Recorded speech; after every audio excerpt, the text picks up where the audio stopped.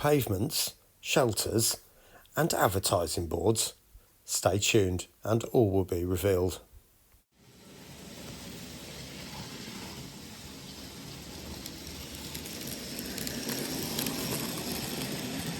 Well, good evening everyone and welcome back to Piccadilly.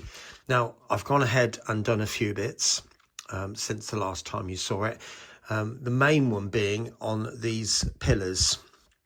Now, if you remember, each of these are separate units and placed side by side, which means there was a gap running down the middle of each of these, and quite an unsightly gap. So one of the things I wanted to do was cut some more brick paper and just place it over the top, which makes it look a little bit more unified, if you like.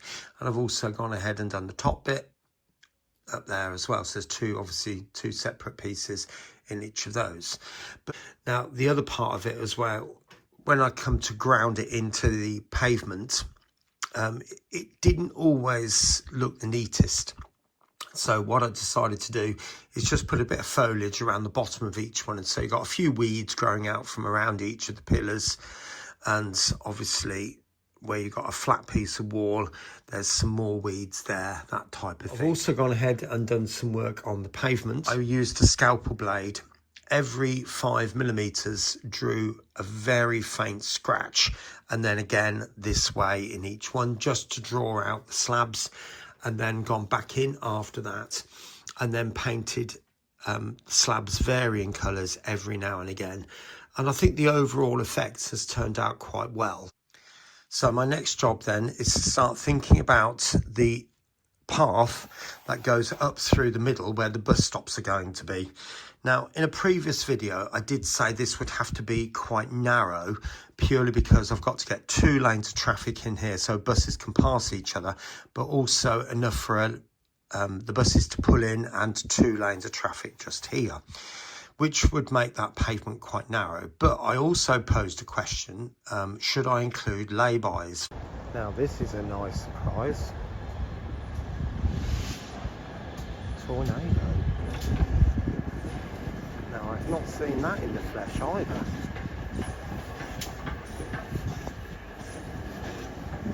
Absolutely fantastic. I'm going to stop it there because there's a kid right in front of me.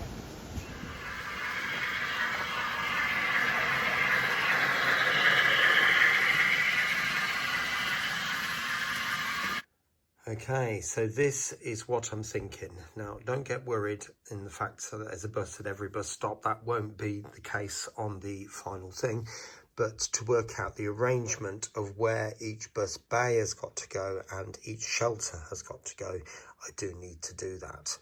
So I've obviously tried to work out how much space each shelter is going to need and leave a decent amount of space between them so that people can still effectively get all the way up from one end to the other.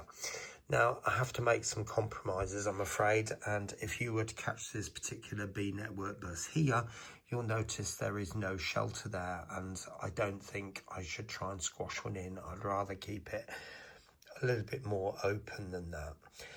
But I've elected to go for a long bay of 3 buses down there, and then every other one is a single bay. Now, hopefully that does make it look as if the pavement is quite wide, but yet at the same time, as you can appreciate, if you just had that narrow strip running through the middle there, it really would look quite thin and narrow. So by having the extra pavement there, it does sort of bulk it out a little bit and give me space to put some trees as well, sort of one in there, one perhaps here, or one there, perhaps one there, perhaps one at the end, one down here, that type of thing. I don't know at the moment. There is also a toilet to go in somewhere, but I don't think I'm going to get it on in here. So what I'm thinking is put it in that area at the back there.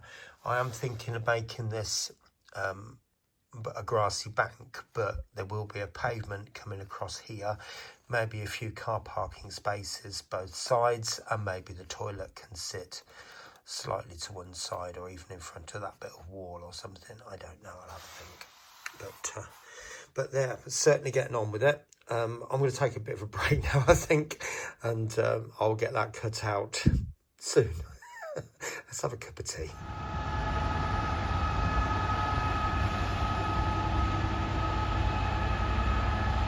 66,186.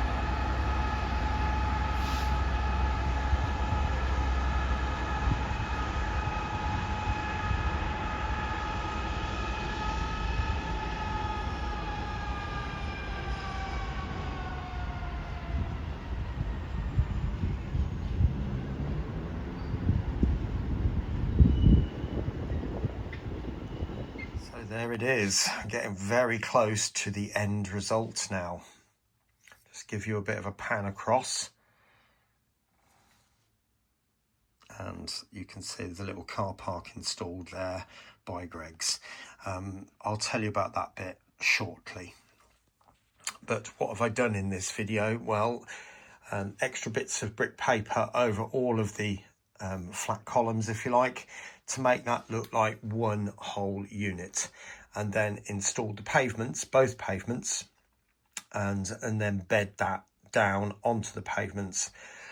Some parts of it didn't go quite so well, hence I've put weeds in, and it just tends to hide a multitude of sins.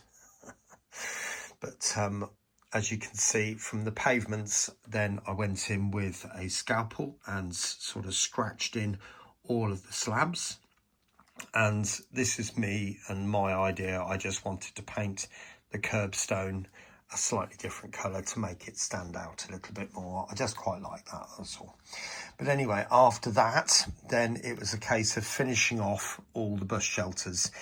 Now, I did have some people saying about why didn't I use vellum, and I did actually have some of that, a big whole pack of it, to be honest. I used to make cards in my younger days, and so I bought all sorts of different materials, and so, you know, I tried it, and to be honest, it was an absolute nightmare.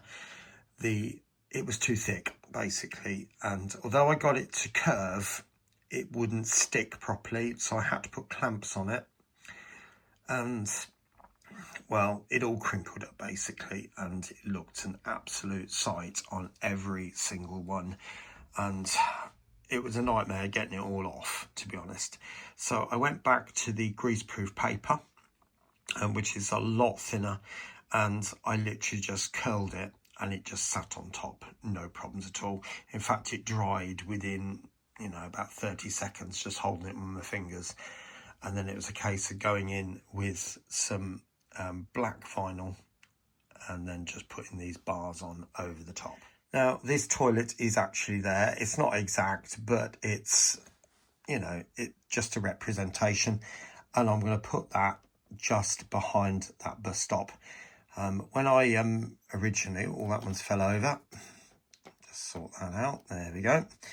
When I originally mentioned it about putting it up here, in my head I thought it was a lot bigger than that. I don't know why, but obviously once I'd retrieved it from the printer, then obviously it was obvious it wasn't that big, and it's only going to have one person going inside it, so it doesn't need to be any bigger than that.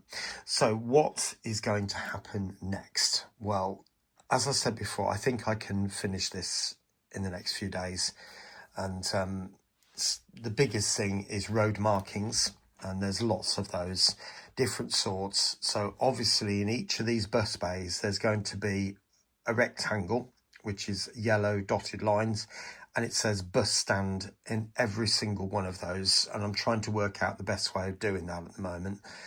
And then there's going to be a crossing just there, zebra crossing or a pelican crossing, I'm not totally sure which. Obviously road signs need to go in, maybe even traffic lights, haven't decided yet. I was going to put in a roundabout here, and I did a little trick from Susanna, to be honest, because when she was designing her road systems, she takes a vehicle and actually moves it to get the impression of how it's going to turn. And I realised very, very quickly that a bus of that size is not going to turn around there and get into there easily. So that's why I'm just having a little pull in from there, and then the majority of vehicles will come round this way. So there might have to be a dotted line across there as well with bus only sign there. Maybe even I'm thinking about some one-way signs going up there, that type of thing. But it's getting there. Now, I did mention this area here, and there's going to be a wall here with a grass bank.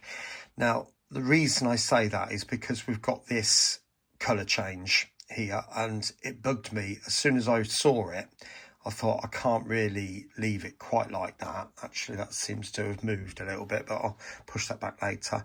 So what I'm going to do is put a grass bank which will come up and still be part of this unit, and then maybe have some bushes across the top, that type of thing, and then those will just sort of kind of blend.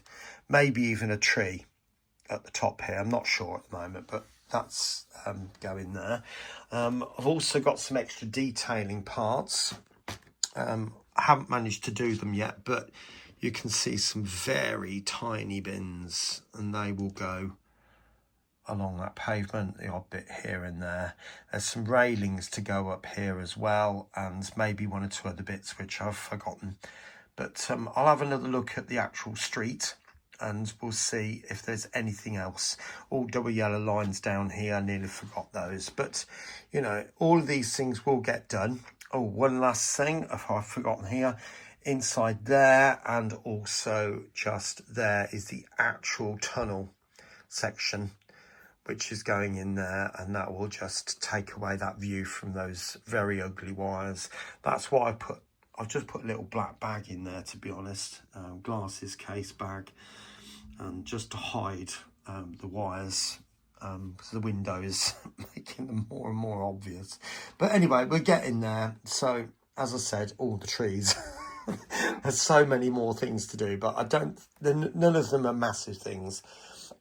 They're just little bits here and there that just need to get done. But anyway, I will see you next week with this. I'm not going to do another update in the week with this particular section now, and there's some other things that I need to do, and I will catch you very, very soon here on Piccadilly. Take care of yourself, and bye for now. I just thought I'd pop over onto Peterborough Station during my little visit here, and guess what we've got in front of us? And there we go, it's off. It is nice to see that the Mark IV set has sort of gone back to this almost intercity livery. Obviously the windows are a slightly different colour, but nice nevertheless.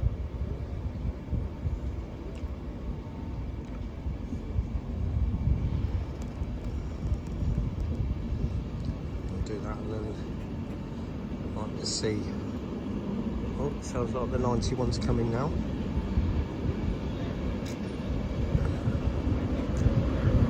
There it is. 101.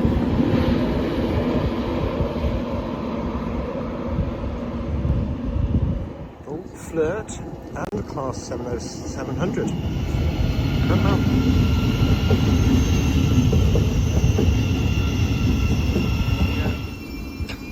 Thanks very much. Can't make it up, can you?